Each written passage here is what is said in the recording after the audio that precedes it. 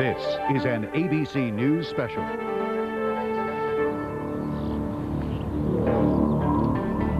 In northern Iraq today, there is still a campaign going on to get rid of Saddam Hussein. It has been going on since the end of the Gulf War. The people who persist in this struggle do so in the name of democracy. But they are fighting alone today, and this is the story of how they were abandoned. For 6 years, the United States and the CIA were their friends and allies. The Iraqis knew the CIA officers who worked here by their code names. His name was Paul. His deputy or his second was Tom. Bob was here in Salah ad-Din. I know John. He's the guy who's the expert on explosive. What was your code name? Ted. These are some of the Iraqis Bob, Tom, John, Ted, and other CIA officers recruited in their secret campaign to overthrow Saddam Hussein. Covert operations to get rid of foreign dictators are very rare these days, but everyone in the Clinton administration wants Saddam Hussein to go. The former director of Central Intelligence, John Deutsch. All of the leadership of this country cared about Iraq. The president, the vice president, the secretary of state, the secretary of defense, everybody cared about it, including the president. But for all the effort to get rid of Saddam Hussein, precious little has been accomplished. The truth is that Saddam Hussein now is stronger than he was since the invasion of Kuwait. He is defiant, intransigent, and he's dangerous. Ahmed Chalabi is the president of an Iraqi opposition group which the CIA supported in its secret campaign to eliminate Saddam Hussein. But while Chalabi and other Iraqi opposition leaders want Hussein to go, they want more. We want real change. We want a democratic change. We want elections. We want parliament. We want to live the way you do. America led the coalition against Saddam Hussein. And America have a moral responsibility because they left the job unfinished. This program is about unfinished business. Peter Jennings reporting. Unfinished business. The CIA and Saddam Hussein. Good evening, I'm Peter Jennings, and tonight we're going to tell you the details of a covert operation to get rid of Saddam.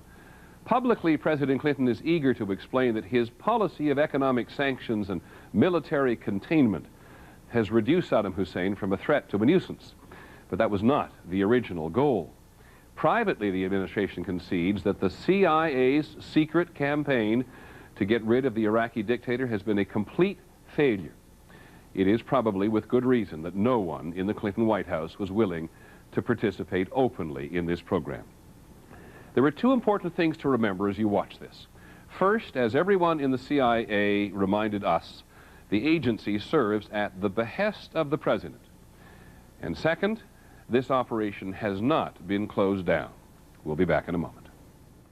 The CIA and Saddam Hussein continues.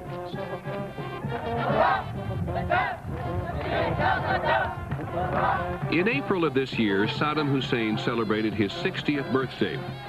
It was a strange celebration. Thousands of Iraqis were organized to parade through the streets of Baghdad. There was a brief overflight of military aircraft, but there was no Saddam Hussein. His generals were there on the reviewing stand, but Hussein himself thought it prudent to stay out of sight. After all, a long list of people would like him dead. The CIA is after Saddam Hussein today because the U.S. military didn't get him during the Gulf War. Not that they didn't try. Do you want him killed? Well, we don't do assassinations, but yes, we targeted all the places where Saddam might have been. Brent Scowcroft was President Bush's national security advisor. He approved of the plan to target the Iraqi leader. So you deliberately set out to kill him if you possibly could? I guess, yeah, that's fair enough. Bombs away. Altitude 30. It's gone. And you didn't get him? and we didn't get them. But President Bush kept on trying. 2 weeks before the ground war began in the Gulf, President Bush encouraged Hussein's own generals to move against him. And he said so very deliberately. And there's another way for the bloodshed to stop, and that is for the Iraqi military and the Iraqi people to take matters into their own hands and force Saddam Hussein, the dictator, to step aside and then comply with the United Nations resolution. The president's speech was translated into Arabic and broadcast by the CIA into Iraq. But nothing happened.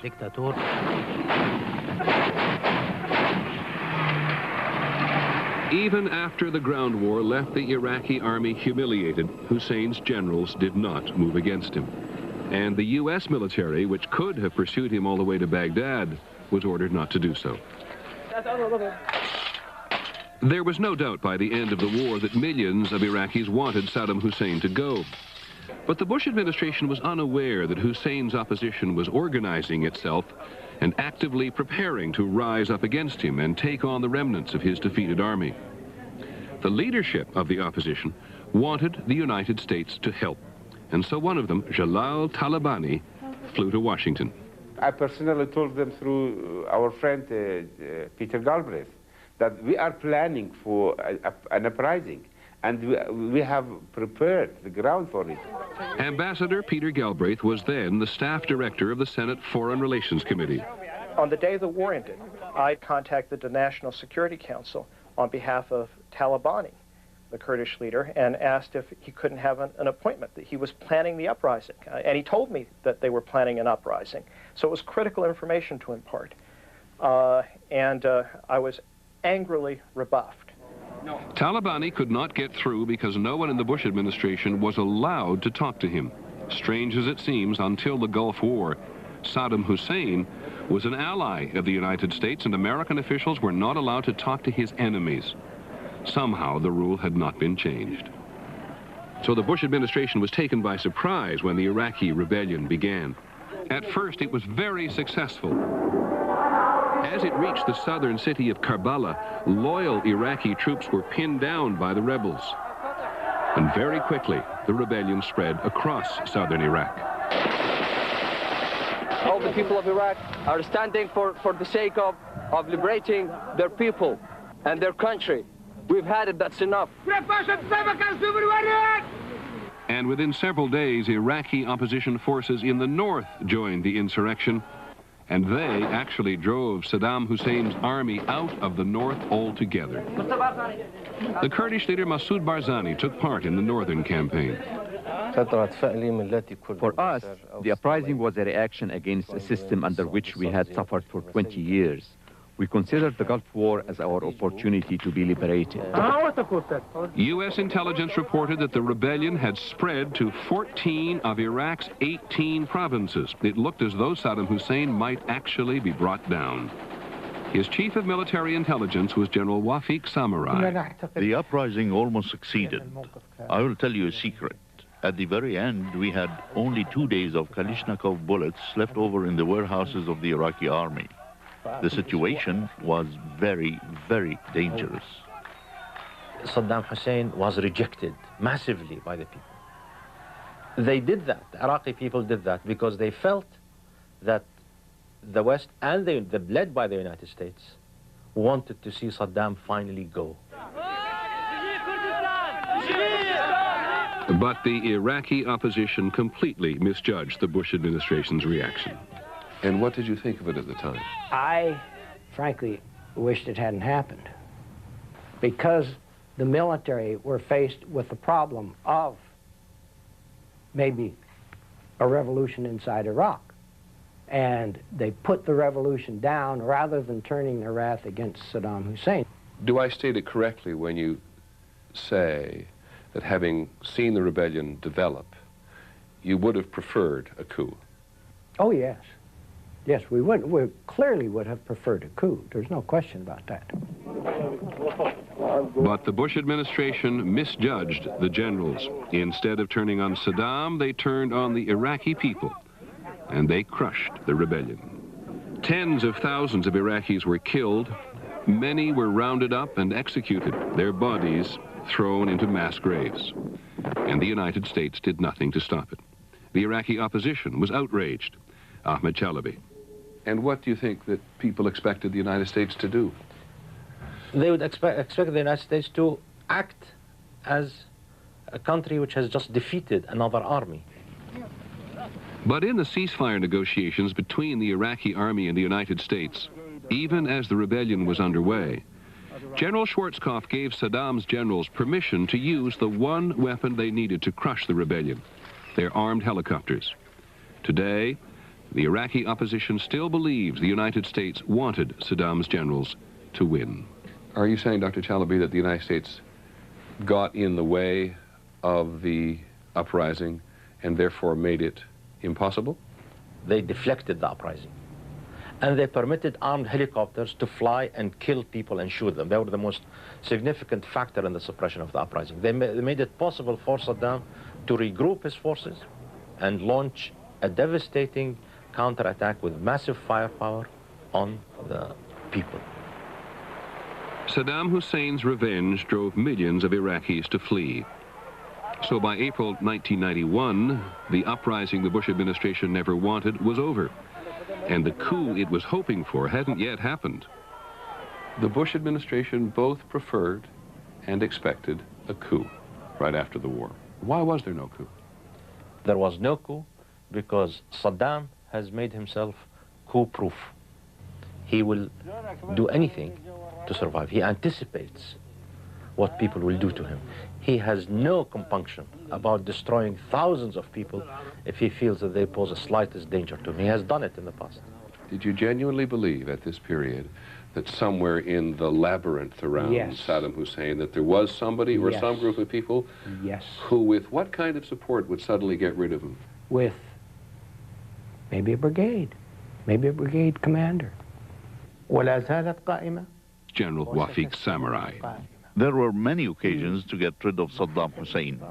Saddam frequently would come to our intelligence headquarters with only one guard, and we would have lots of guards with heavy weapons around him. We could have gotten rid of him. But they did not. Unfinished business. The Iraqi military wouldn't do it, the U.S. military couldn't do it, so now the CIA would have to try. The United States victory in the Gulf War was bittersweet. The Iraqi army had been driven from Kuwait, but Saddam Hussein was still in Baghdad and George Bush was criticized for unfinished business. The president turned to the CIA. Every covert operation undertaken by the CIA requires written authorization from the President of the United States. It is called a presidential finding. In May of 1991, President Bush signed such a finding, directing the CIA to create the conditions for the removal of Saddam Hussein. Is it fair to say, from a layman's point of view, that it's the nearest thing you can do to try to kill a foreign leader without saying you're going to set out to kill a foreign leader? That's right, yes. You create the circumstances where someone else will do it. Yes. And in this case, who did you hope would do it? Some elements within the military. I don't want to say anymore.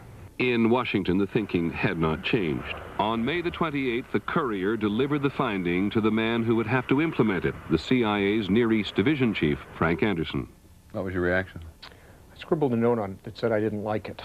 Did you think it was possible to get rid of Saddam Hussein? We didn't have a single mechanism or combination of mechanisms with which I could create a plan to get rid of Saddam at the time. There may not have been a plan or much enthusiasm inside the CIA, but there was plenty of money, and so the CIA turned to this man, John Rendon. For 10 years, Rendon had worked as a political consultant. During the Gulf War, he handled public relations for the Kuwaiti government.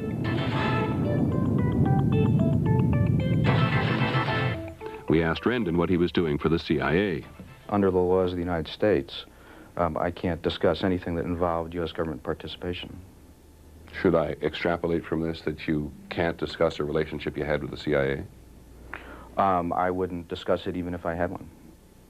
You set up an office in London using public U.S. funds, and you can't discuss that either? No, not appropriate for me to have any discussion about U.S. government activity. According to the Rendon Group's own records, which we have obtained, Rendon spent more than $23 million in the first year of its contract alone. Rendon organized a traveling photo exhibit of Iraqi atrocities. He produced videos and radio skits that ridicule Saddam Hussein, even an anti-Saddam comic book. The mission to eliminate the Iraqi dictator began as a covert public relations campaign. Do you think that the campaign was designed to bring him down or just to irritate him? That's a very good question. So how about a very good answer? I don't know. While it was spending millions of dollars on public relations, the CIA was overtaken by events inside Iraq. In May of 1992, Iraqi Kurds held elections for a new regional parliament in northern Iraq. Northern Iraq was protected against Saddam Hussein by Allied aircraft, primarily American, enforcing a no-fly zone. But as Iraqi Kurds took their first steps towards democracy, the Bush administration was unenthusiastic. Kurdish leader Hoshyar Zebari. Deliberately, I think they did not want that election to take place. First, they doubted our ability to do it. Secondly, they said nobody will accept the outcome of the election. There will be fighting. Kurds will be fighting among themselves. And so more than 1 million Iraqi Kurds voted in favor of democracy, and the United States wanted no part of it. Shortly after the elections in the north, the leaders of Iraq's other religious and ethnic groups, including Sunni and Shiite Arabs, met with the Kurds to discuss the formation of a coalition government in opposition to Saddam Hussein. It was Ahmed Chalabi, an Arab Shiite, who brought them together. We reintroduced politics in Iraq. We made a quasi-parliamentary structure which contained the opposition. We had a political program going, we had a media program going, and we had a military program going also. This was unprecedented in Iraq. They called themselves the Iraqi National Congress, or INC, a name created for them by the CIA's public relations firm. It was difficult for the Bush administration to ignore this new democratic coalition. So in July of 1992, the INC was invited to Washington to meet with the Secretary of State, James Baker, and the National Security Advisor, General Scowcroft. It was a very public display of support. They told us that they would support the Kurds and the Iraqi people until a democratic alternative to the regime could be established in Baghdad, and they assured us that they would not pursue the dictator alternative. Did you believe that this was encouragement for the Bush administration to jack up or gear up your organization? Yes, and try to do more? Yes, we thought for the first time the United States supports democracy in Iraq. What role did you think the Iraqi opposition might play in this U.S.-inspired, U.S.-led, I guess, effort to overthrow Saddam Hussein? Not much. Nevertheless, the CIA began to channel approximately $4 million annually to the Iraqi National Congress, in part to build this radio and television station in northern Iraq, so the CIA could have an Iraqi outlet for the anti-Saddam Hussein propaganda they had spent all that other money on. Did you believe at the time that the Iraqi National Congress was a viable mechanism by which to overthrow Saddam Hussein? No. And what I thought they had was a capability to be another problem for them. In fact, a serious problem. I would not make that the main effort of any attempt to get rid of Saddam, because I think that's the easiest thing for him to defend against. It's the colonel with the brigade patrolling his palace that's going to get him if somebody gets him. This is a man who once had a brigade in Saddam Hussein's special forces. General Adnan Nouri is the kind of man General Scowcroft and the CIA believe might get Saddam. General Nouri had been out of Iraq since the 1980s, and Ahmed Chalabi had already recruited him to work in the INC. But the CIA wanted General Nouri to work secretly for them. And so in June of 1992, the CIA flew General Nouri to the United States for a secret meeting at this hotel in Tysons Corner, Virginia. They said, you work separate from INC. but don't resign from INC. Be in the INC, but work separately. In other words, be in the INC, but work with us. The CIA was moving beyond propaganda. And by the time Bill Clinton was elected president in November of 1992, the agency had gone from waiting for a coup to organizing one. President Clinton picked up where George Bush left off, and he reauthorized the secret presidential finding. Initially, it seemed as if the Clinton administration was enthusiastic about the Democratic INC. Once again, its leaders were invited to Washington. And this White House went a step further. The Vice President himself, Al Gore, announced that the Clinton administration would seek to indict Saddam Hussein and his senior generals as war criminals. People of the United States believed strongly in a democratic future for Iraq. That is why we have now decided to seek a United Nations Commission to investigate the war crimes and crimes against humanity of the Iraqi regime. But the Vice President may not have understood how this commitment would affect the CIA's plan for a military coup. Why do you think he was never indicted? And there's always the lurking feeling in the CIA that should we talk a lot about indicting Saddam Hussein, we would scare all those people who are just sitting there eager to make a coup into not making a coup. Because? Because they would be part of the indictment too. The administration's promise to indict Saddam Hussein and his generals would never seriously be pursued. Encouraged by Washington's enthusiasm, the INC began to build an army. The opposition also wanted to recruit disenchanted units in Saddam Hussein's military to join them. One of the INC's leading members, Nabil Moussaoui, told this to the CIA. We told them that the Iraqi army is demoralized. We told them that we've established contact with the Iraqi army, the units on the front line. And there are many units that is willing to come across the minute we give them an excuse to come across.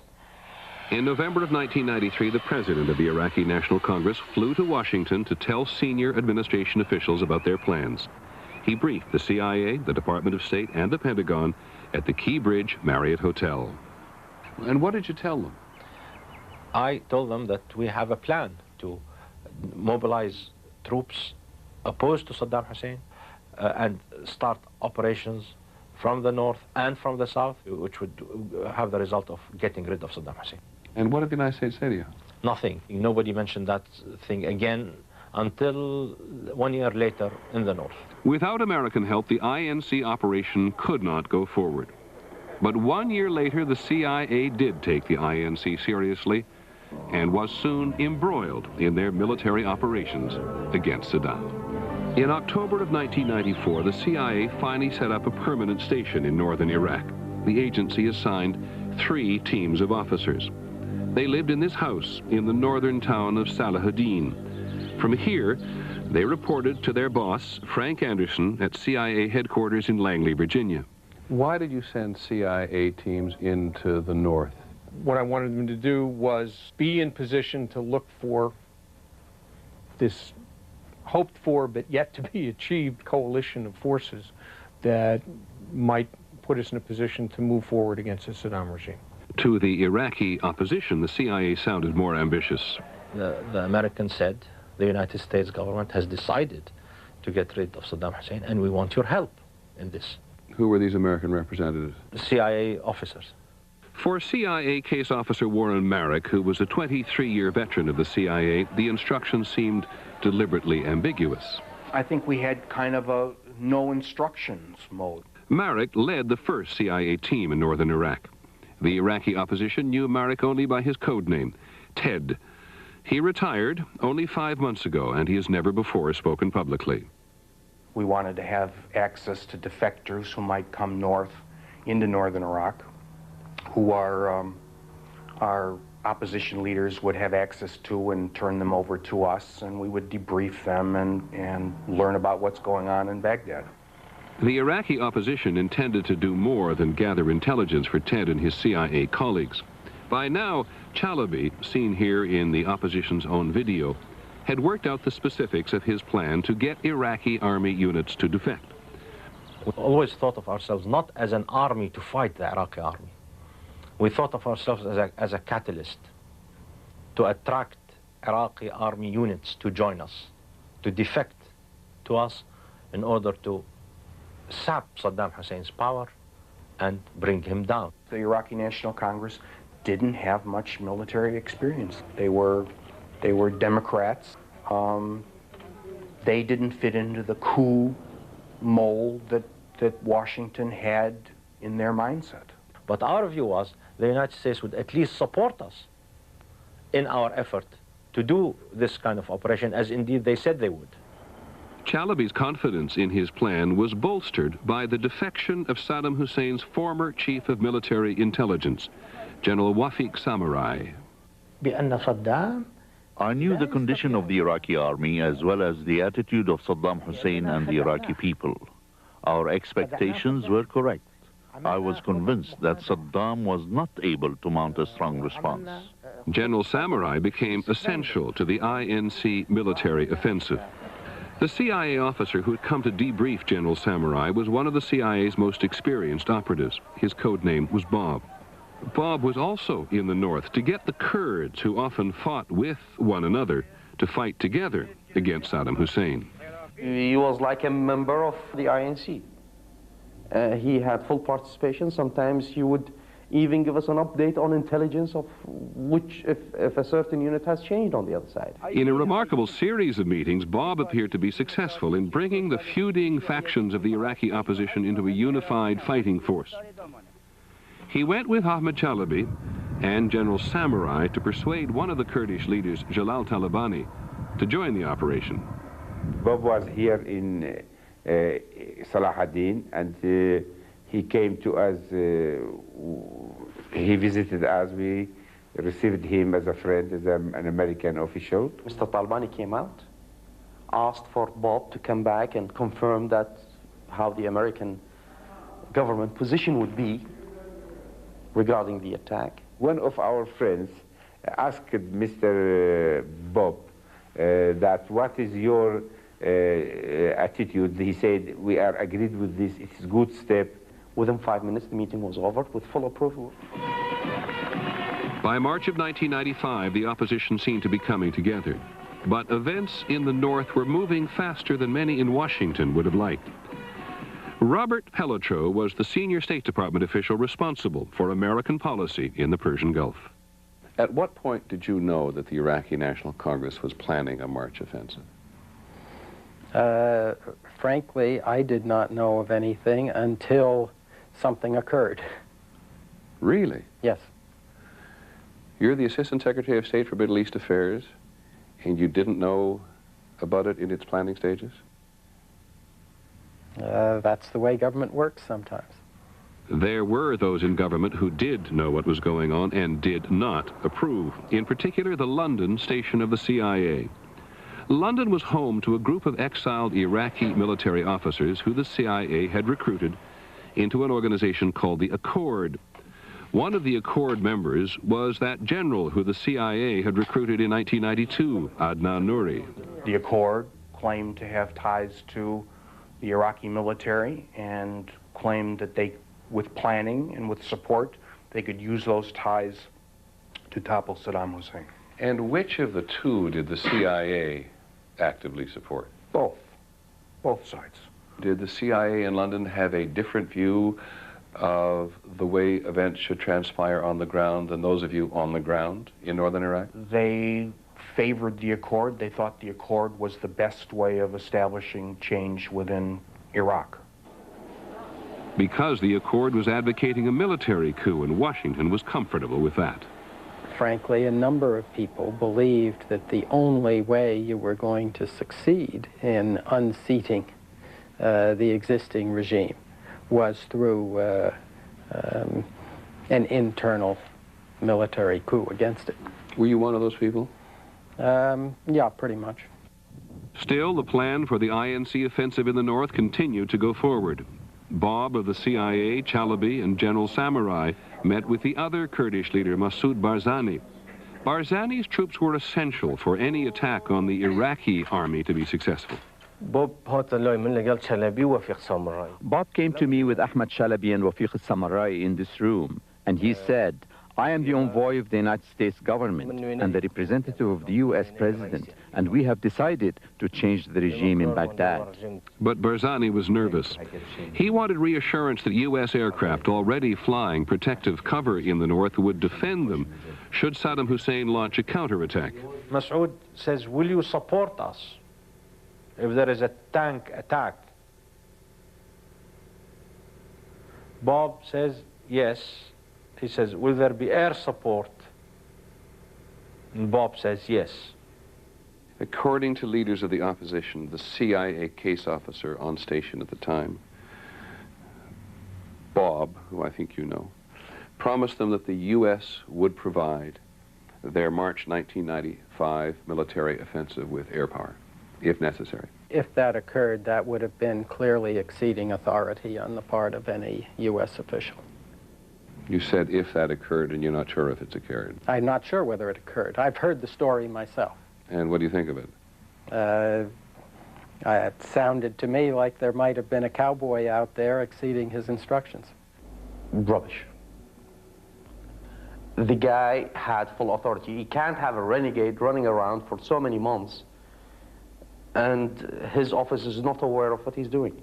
John Deutsch, in March of 1995, was President Clinton's nominee to run the CIA. According to the Iraqi opposition, Bob sent regular cables back to Washington advising his superiors on what was happening in the north. He's expected to keep Washington absolutely and completely informed of what's going on? Of course. So Bob would not have been a renegade? I don't remember him. I don't know of any renegades that we had in northern Iraq.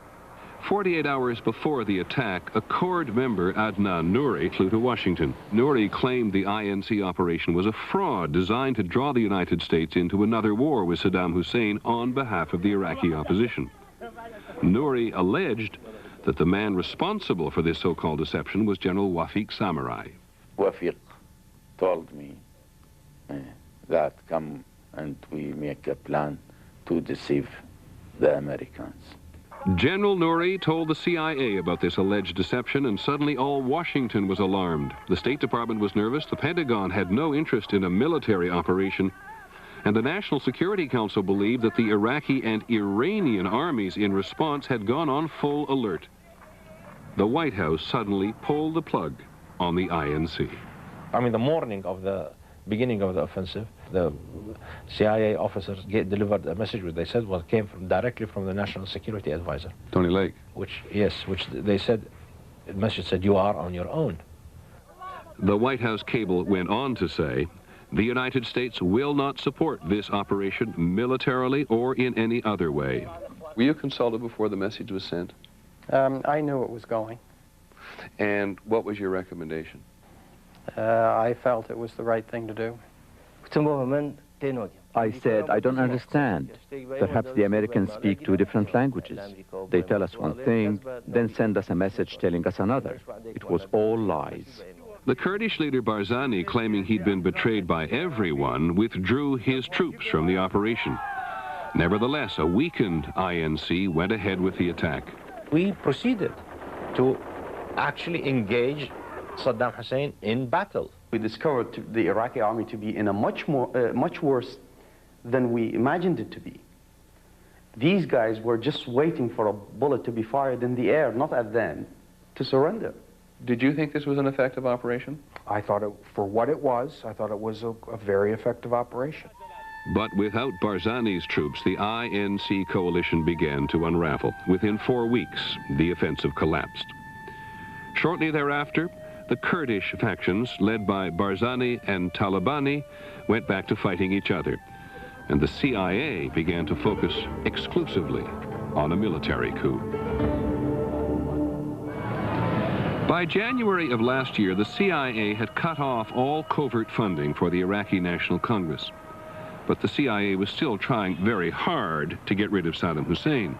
And now, however, it focused exclusively on a military coup. The CIA's covert operation moved here to Amman in Jordan. The CIA director then was John Deutsch. I would say that we had very careful and very modest expectations about how easily any coup effort could be successful. Modest expectations maybe, but under Deutsch, the CIA gave an additional $6 million to the former Iraqi military officers in the Accord for the coup plan. But the members of the Accord soon blew their cover, and this was only their first mistake. On February the 16th last year, the members of the Accord held this news conference to announce their secret intentions. It would have been impossible for Saddam Hussein's intelligence network to miss it. Was there any evidence that the Accord was infiltrated by Saddam Hussein? There were problems. There were continuing problems. A group such as the Accord would draw the interest of the Iraqi intelligence service. Still, the CIA went forward. The agency smuggled special communications equipment from Amman into Baghdad so the coup plotters could stay in touch with the CIA. But the courier and his equipment were soon in the hands of Saddam Hussein.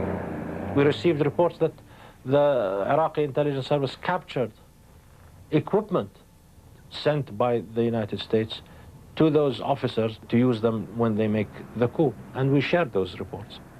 Chalabi warned the CIA that Saddam was on to them. You told the United States the coup was penetrated. Yes, we did. And they didn't want to hear any bad news about it.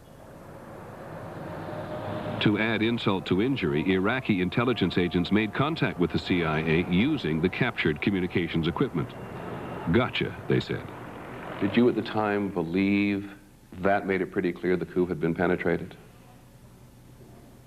I can't comment on that, sir. The coup plotters were rounded up a year ago today.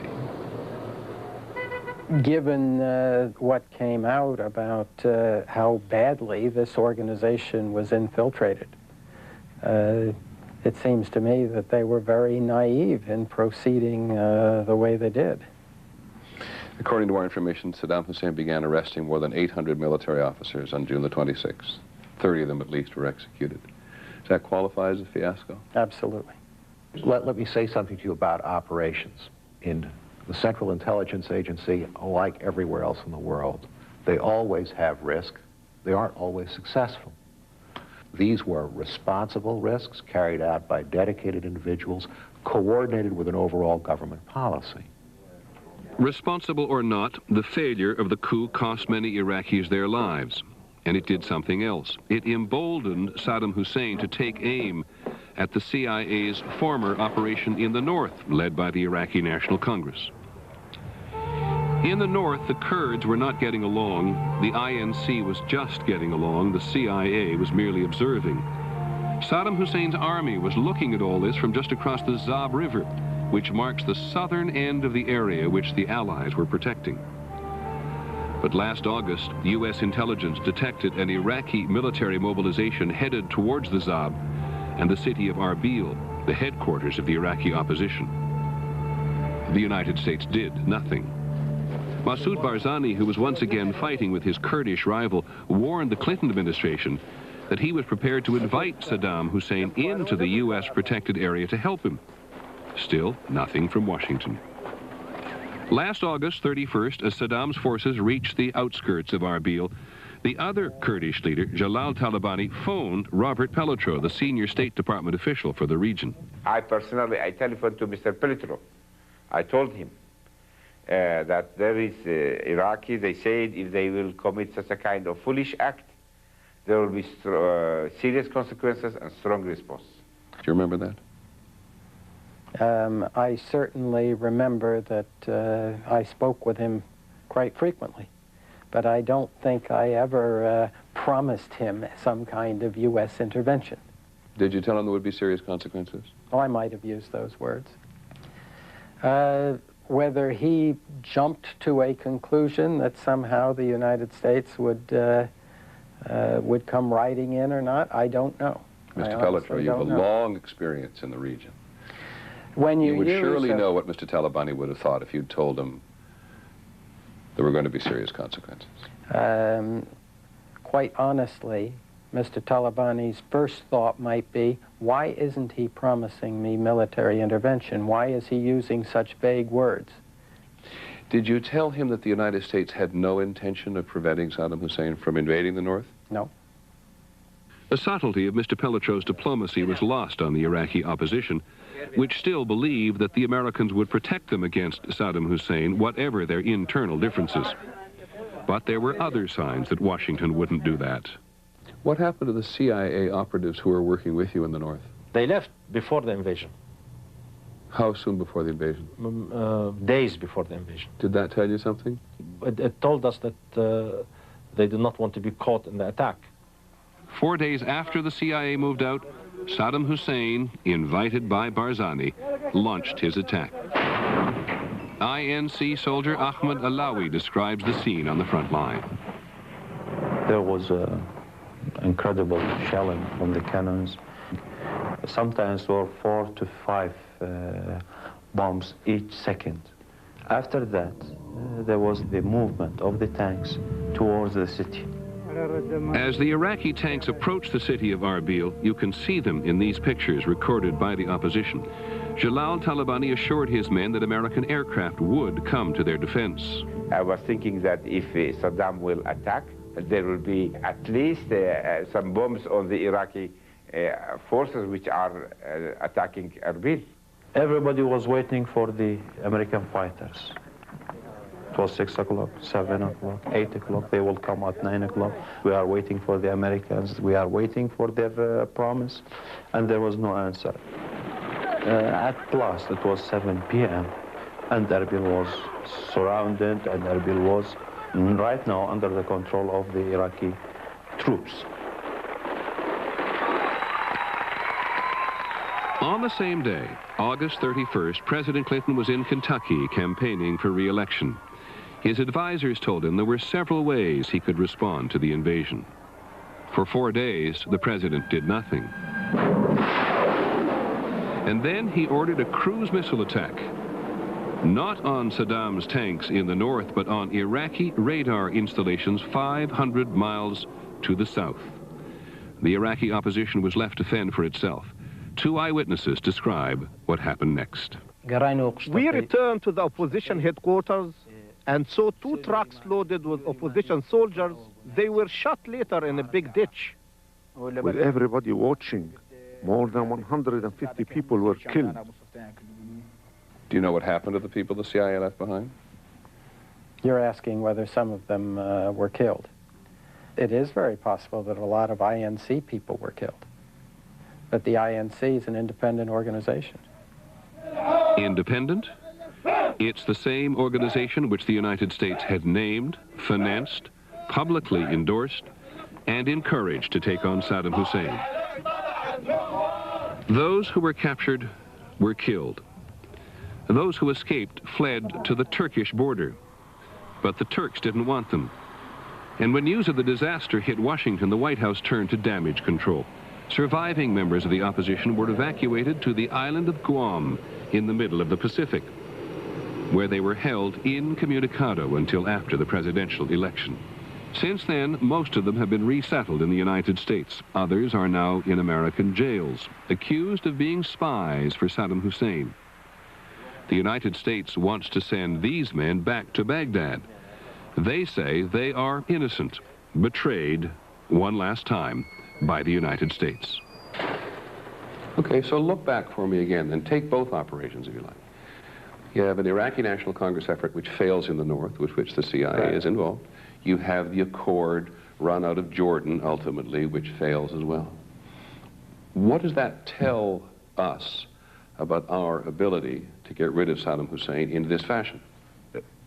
It tells us that you cannot rely with any degree of confidence on covert action to remove the head of a country, even a very despicable tyrant, without a broader political effort that includes everybody in the region working together. No one should believe that covert action is a silver bullet for removing tyrants. So how to explain this failure? It certainly looks as if not one but 2 U.S. administrations did not want Saddam Hussein to be overthrown by the Iraqi people. They never believed that the rise of democracy in Iraq would lead to the fall of Saddam. In Washington, they really did prefer the more predictable military coup, the general next to Saddam with the pistol. And it doesn't seem to matter that if there were such a person, he might be just like Saddam Hussein, or worse. I'm Peter Jennings. Thank you for joining us, and good night.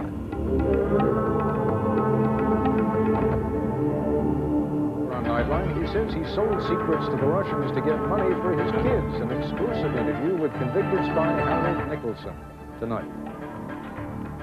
For more information on this program, visit our internet site at abcnews.com.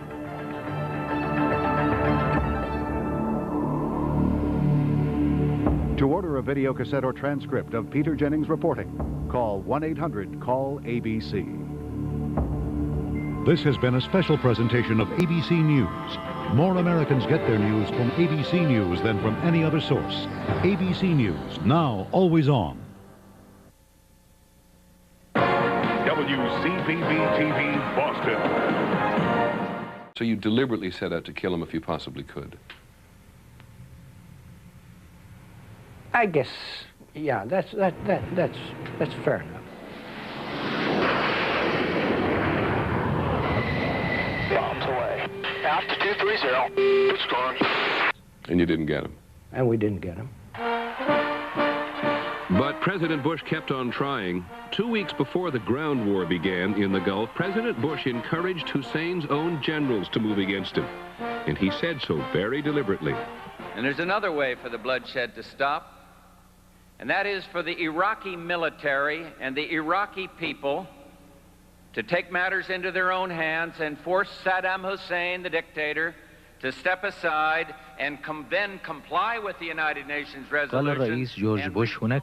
The president's speech was translated into Arabic and broadcast by the CIA into Iraq. But nothing happened.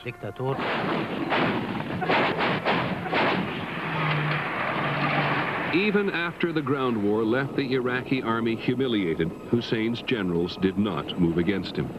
And the U.S. military, which could have pursued him all the way to Baghdad, was ordered not to do so. There was no doubt by the end of the war that millions of Iraqis wanted Saddam Hussein to go. But the Bush administration was unaware that Hussein's opposition was organizing itself and actively preparing to rise up against him and take on the remnant. Get rid of the Iraqi dictator has been a complete failure. It is probably with good reason that no one in the Clinton White House was willing to participate openly in this program. There are two important things to remember as you watch this. First, as everyone in the CIA reminded us, the agency serves at the behest of the president. And second, this operation has not been closed down. We'll be back in a moment. The CIA and Saddam Hussein continues.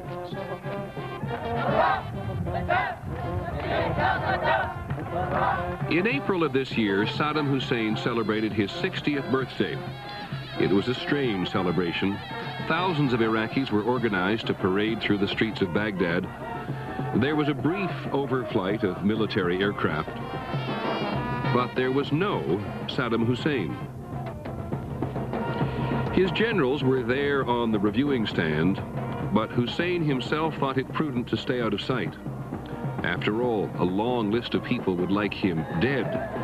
The CIA is after Saddam Hussein today because the U.S. military didn't get him during the Gulf War. Not that they didn't try. Do you want him killed? Well, we don't do assassinations, but yes, we targeted all the places where Saddam might have been. Brent Scowcroft was President Bush's national security advisor. He approved of the plan to target the Iraqi leader, since of his defeated army.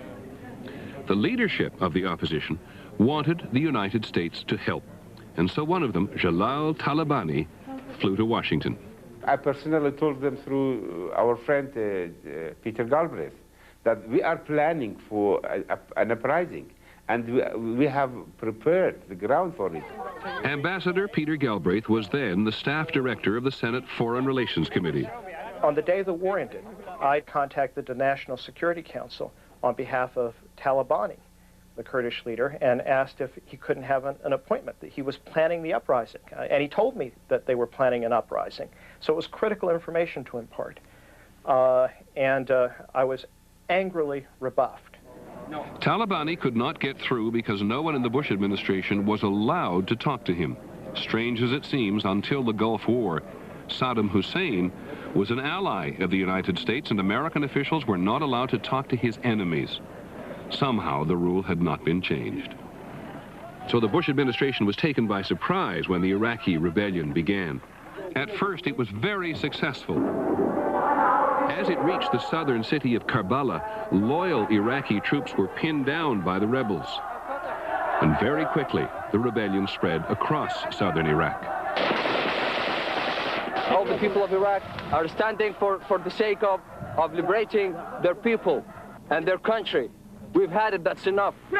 Secretary of Defense, everybody cared about it, including the president. But for all the effort to get rid of Saddam Hussein, precious little has been accomplished. The truth is that Saddam Hussein now is stronger than he was since the invasion of Kuwait. He is defiant, intransigent, and he's dangerous. Ahmed Chalabi is the president of an Iraqi opposition group which the CIA supported in its secret campaign to eliminate Saddam Hussein. But while Chalabi and other Iraqi opposition leaders want Hussein to go, they want more. We want real change. We want a democratic change. We want elections. We want parliament. We want to live the way you do. America led the coalition against Saddam Hussein. And America have a moral responsibility because they left the job unfinished. This program is about unfinished business. Peter Jennings reporting. Unfinished business. The CIA and Saddam Hussein. Good evening, I'm Peter Jennings, and tonight we're going to tell you the details of a covert operation to get rid of Saddam. Publicly, President Clinton is eager to explain that his policy of economic sanctions and military containment has reduced Saddam Hussein from a threat to a nuisance. But that was not the original goal. Privately, the administration concedes that the CIA's secret campaign to get... This is an ABC News special.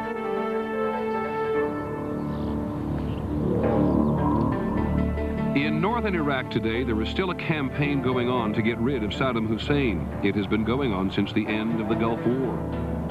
The people who persist in this struggle do so in the name of democracy. But they are fighting alone today, and this is the story of how they were abandoned. For 6 years, the United States and the CIA were their friends and allies.